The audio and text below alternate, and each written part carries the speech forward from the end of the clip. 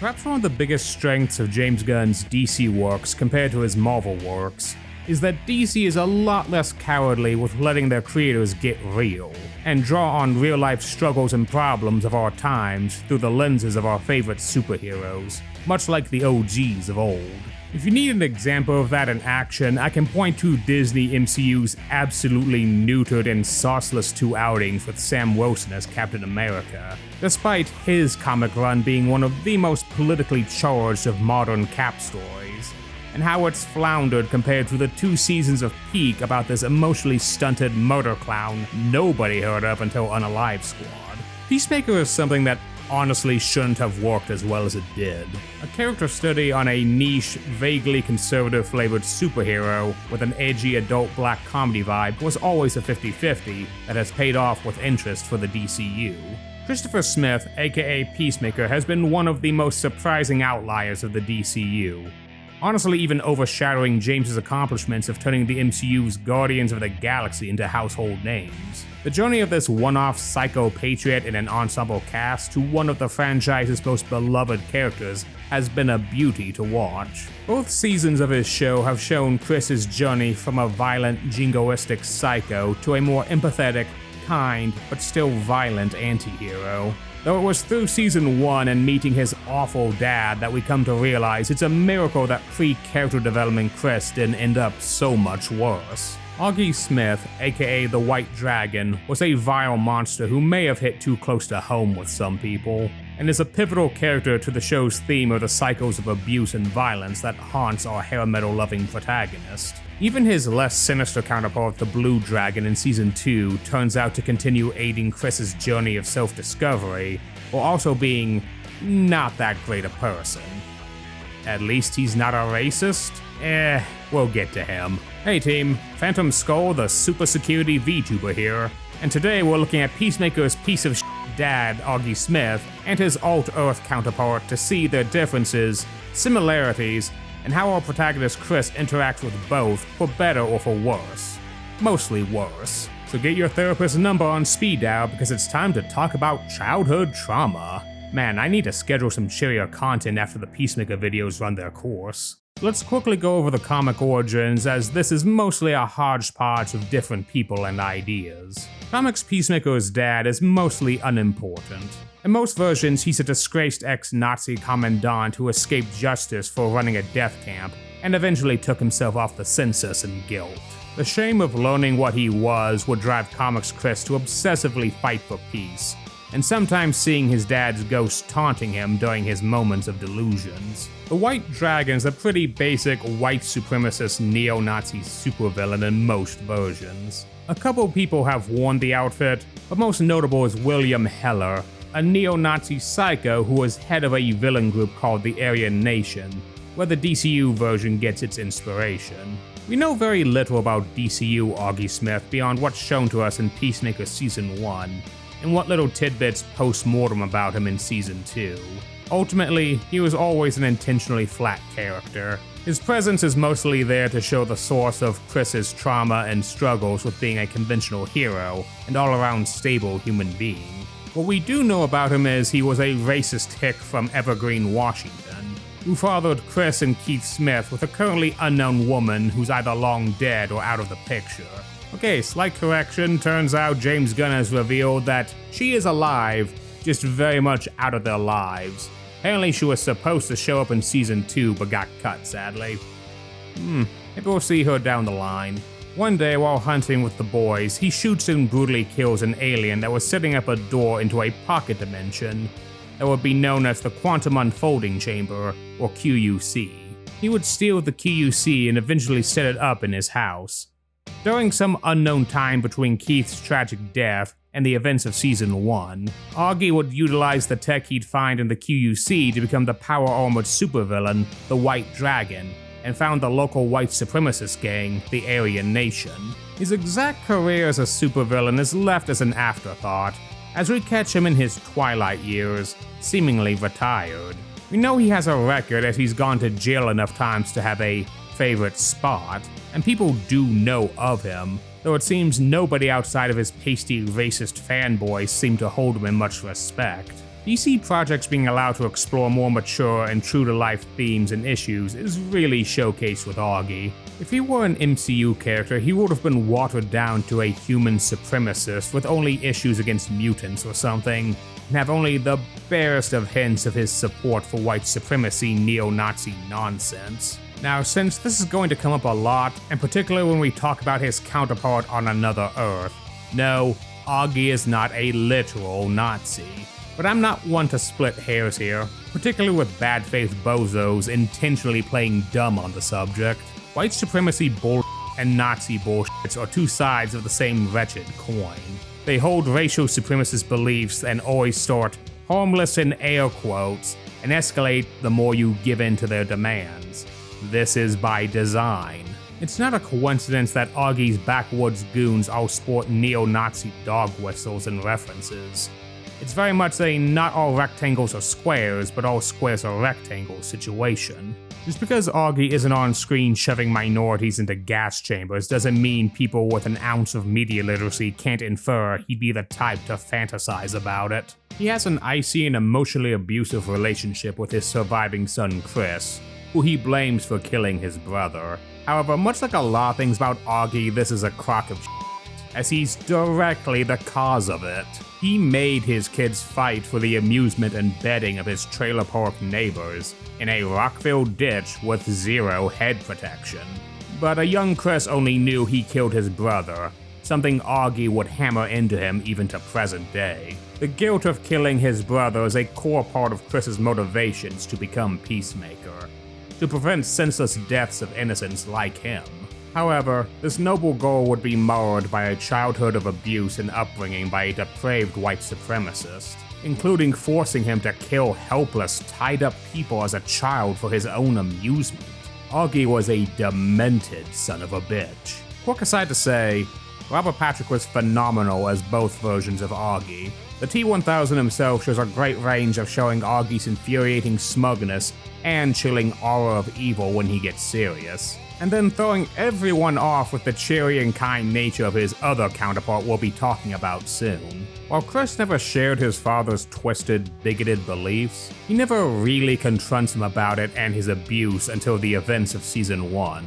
And even then, Auggie's influence is a direct cause for why Chris is a terrible person until his character development. Unalive Squad Peacemaker was a arrogant, hyper-macho death patriot who gleefully killed people left and right in the name of peace. Often innocents he didn't bother to check were actually bad guys. All of this can be tied to Auggie constantly belittling him, considering him a wimp and a pitiful excuse for a man. This leads to Chris overcompensating anywhere he went. While he didn't emulate Auggie's racist beliefs, he did internalize his dad's toxic idea of masculinity and hyper-violent machismo. And when confronted by Vigilante and Adebayo about his dad's racism and crimes, he can only give weak, half-hearted objections. It's a mix of fear of his dad instilled after a lifetime of abuse, but deep down, like many out there, Chris just doesn't want to accept the only family he has left is a monster. Chris tries so hard to bond with his dad when he's given work release during the Butterfly operation, but nothing he does pleases him.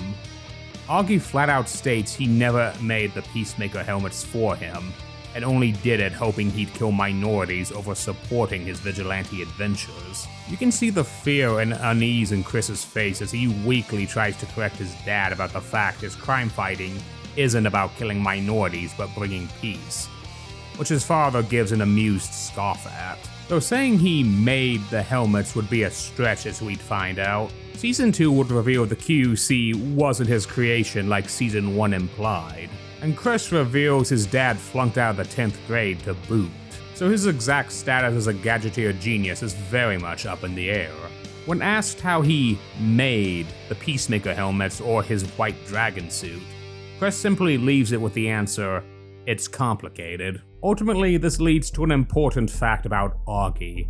Much like his son before his character development, behind the abuse and the scary supervillain rep, he's like every other real-life white supremacist. Just a big f***ing loser projecting himself to be a bigger deal than he actually is. Outside of Washington, nobody really seems to know who he is. Yeah, he's a supervillain and head of a white supremacist gang, but it's not like anyone treats him like Lex Luthor or the Joker. Police treat him as a has-been racist who have little fear or respect for him or his reputation. In retirement, he's just a cranky, cruel old man watching Timu Alex Jones conspiracy shows, muttering about the deep state, and acting more like your bigoted right-wing uncle who finally got taken off the Thanksgiving invite list than some larger-than-life supervillain. And in general, he's just a big coward without his gear. Season 2 would reveal he was so afraid of touching the QUC he let his pre-adolescent sons handle the dangerous alien tech instead of himself when they moved it. What an asshole. Hell, he didn't even make any of his gear, with it implied he was taking it from other dimensions in the QUC. And the second his suit is disabled when trying to kill Chris, he becomes a helpless ragdoll when his son has enough of his shit. He's so high off his own arrogance, he threatens his son, who has him at gunpoint, mind you, to shoot him, claiming he has total control over him and never thought he'd have the guts to finish him off, only for him to die with a hole in his head and the most appropriate of surprised Pikachu faces. But even in death, the specter of Augie's evil would haunt our anti-hero. Even if he was a cruel man, he was still his father, and beyond having to kill him, he had to also kill his hope he wasn't the monster everyone warned him he was. Auggie was a vile person and a despicable excuse for a father. Even though Chris eventually overcame his evil nature to be a better version of himself, he would still have a rough road to recovery and self-exploration that he still struggles with even into Season 2. Sadly, our boy can't turn back the clock and see what things would be like if Mr. Smith were a better man and father.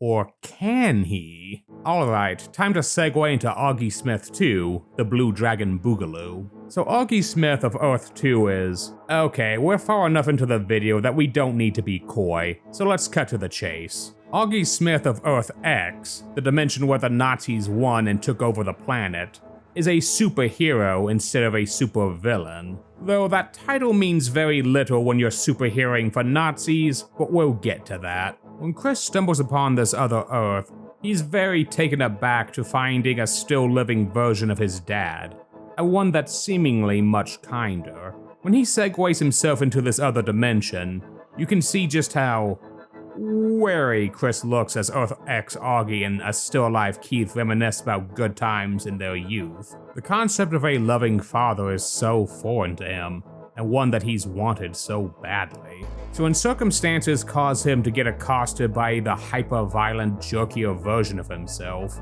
and accidentally killing him in self-defense, alongside his many issues going on trying to start over as a good person in his own dimension, Chris starts going to Earth X more and more to get a taste of what life could be like with everything he ever wanted, and tunnel visioning the out of all the Nazi stuff, but that kinda tracks with his childhood. Chris, I love you, but you really are a idiot. We sadly get very little screen time for Earth X Auggie, so we have a lot less to go off of with him, but episode 7 would give us a lot of insight into the person he is, and how he drastically differs from his DCU counterpart. The first thing we pick up on with Earth X Auggie is that he's a much kinder and more responsible father to his Chris and Keith, is clearly much better off given his luxurious mansion, and is a superhero instead of a supervillain, and given the celebrity treatment, a particularly famous one. His exact status as a tech hero is also a question mark. How he got his hands on the QUC, and if he made his own tech or not, remains a mystery. The fact that all of his gear and his Peacemakers is almost the exact same makes me wonder if DCU Auggie was just moseying over and stealing Earth X Auggie's gear, but that's theorizing on my part. He and his sons are a superhero team known as the Top Trio, and is more or less everything DCU Chris ever wanted. Until the other jackboot drops and Chris realizes he isekai'd himself to Nazi land after the rest of the 11th Street kids follow after him to get him back. It's when all the cards are on the table and Earth X Auggie figures out DCU Chris isn't his son that we get a better picture of him. A key difference between the two Auggies is that Earth X Auggie is emotionally and intellectually smarter than DCU Auggie, He's clearly a well-read and successful guy, and very perceptive. While clearly grieving his son's death, he's much calmer than Keith about the matter, holding his emotions in check, having enough self-awareness of his own son's issues and cruelty to know that DCU Chris was telling the truth about it being an accident. Showing a lot of empathy for him, and seeing the legitimacy of his traumatized nature, and wish to see what a happier family life could have been. He also mentions having met his DCU counterpart in the QUC, and how he immediately clocked his cruel and twisted nature after only briefly encountering him, and it haunting his very soul. And then the most shocking revelation is dropped in his final scene, when Harcourt makes a crack about his supposedly Nazi superhero status. Awfully generous for a Nazi. Don't call me that. Don't call you a Nazi. I didn't create the problems in my world, Missy. I don't agree with them. That's right, Earth-X Auggie isn't a Nazi or white supremacist. He doesn't agree with his society's twisted beliefs, and tried to instill this on his sons to little success. He gives a grand speech about not having the strength to fight the societal woes of his Earth, but tries to do the best he can against the murderers, monsters, and maniacs in front of him, hoping when he meets God, he can say he did his best to make a difference. Which sadly I guess he'll find out since an out-of-the-loop vigilante jumps through the window and shanks him to death, assuming he was as bad as his DCU counterpart. It's this traumatic moment alongside almost seeing his brother die twice that leads to Chris finally hitting his breaking point. To have finally met a good version of his father, even one on such an evil Earth, and seeing him die due to his presence there, leads to Chris concluding he can never be a good hero like he wanted, and will always be a source of suffering and death for everyone around him. The death of this good version of his father seals it for him until the group therapy session in the finale. But many fans have debated if good is a proper term for Earth-X Auggie. Yeah, by the sheer fact he objects to the Nazi regime and their practice of taking all minorities and non-straight people to toil in work camps for the rest of their lives makes him already better than most in this dimension. There's also the fact he's not doing anything to stop it. It's a nice sentiment that he doesn't agree with his Earth's beliefs, but his choice to shrug and go, oh well, and solve immediate easy problems like kaijus and supervillains rings a bit hollow. Much like in real life, you can have polite disagreements about pizza toppings or tax rates, but you cannot equate agree to disagree bullshit with things like violating other people's human rights, legalizing religious-backed forms of discrimination, or restricting protections and freedom of choice for marginalized groups. No matter what spin these inauthentic debate me creeps pull, this will always be the case with people with a shred of actual integrity. Earth-X Auggie politely disagreeing with his Nazi society thriving off the suffering of billions of victimized outsiders, while also profiting off of it with his cushy superhero lifestyle does not make him a good person.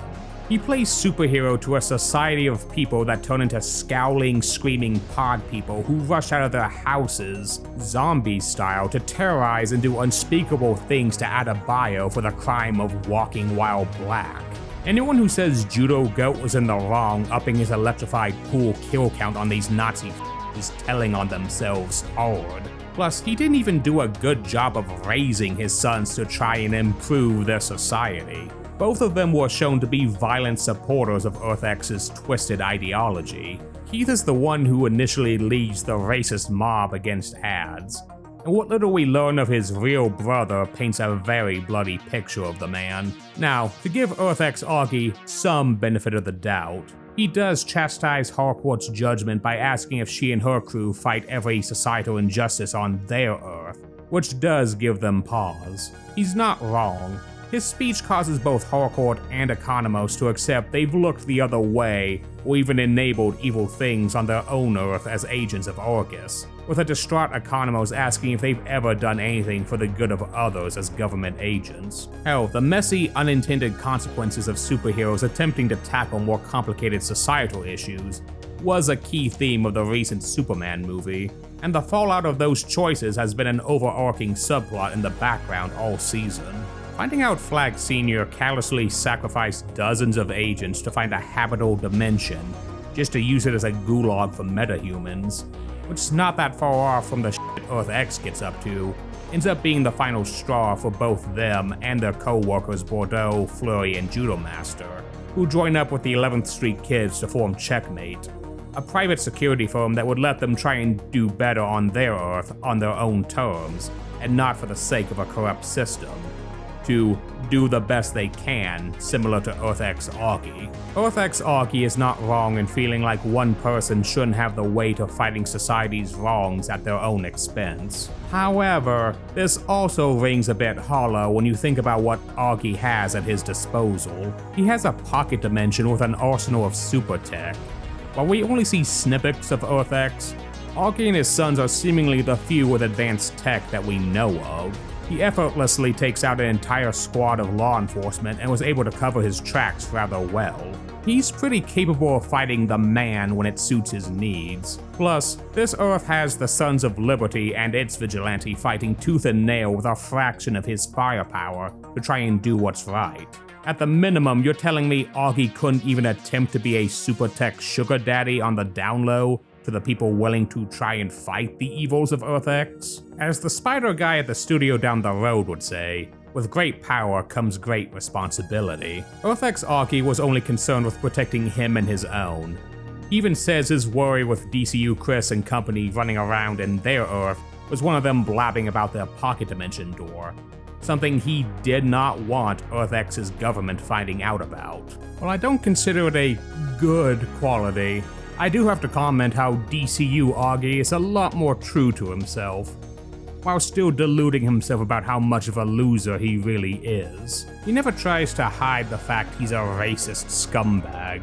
He never tries to play innocent or be anything he isn't when confronted by others, especially police. He never hides how much of a loud and proud white supremacist asshole he is, even if it's turned him into a lonely pariah who's only respected by a group of neo-Nazi dorks who worship the ground his crusty boots stand on. Earth X Auggie talks good game about being against his dimension's racist beliefs, but he still chooses to do nothing about the literal work camps, where marginalized groups grow up and die toiling for the people he plays superhero for, and clearly is very quiet about his objections to the Nazi regime since he's such a beloved hero to their society. While he ultimately is still a decent person by the below hell standards of this dimension, people were way too quick to call him the woke dragon. It is funny though, how of all the dynamics between the two Earths, Auggie was ultimately the most perfect example of mirror opposites.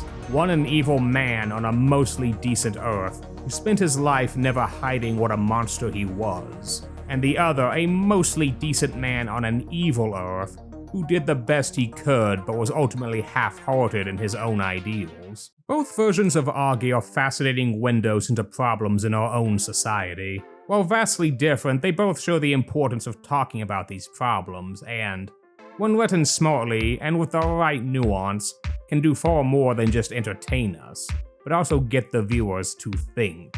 Auggie's evil and Chris's journey to overcome it is one of the many things that made Peacemaker special, in spite of his lack of name brand recognition at the time. Chris's transformation from a diet version of his father to the messed up but well-meaning anti-hero he is has clearly resonated with audiences. While I will say not every superhero story needs to do this, and escapism is important to have for other superhero-related tales, it is also important writers are allowed to explore these topics, as even in its early years, superheroes were more than just colorful, punchy entertainment. They were vehicles to bring important lessons and messages to get people thinking. Something I feel the MCU should be taking notes on before they try and do another milquetoast Cap adventure. Give us a Sam Wilson with some teeth, dammit. Thanks for watching.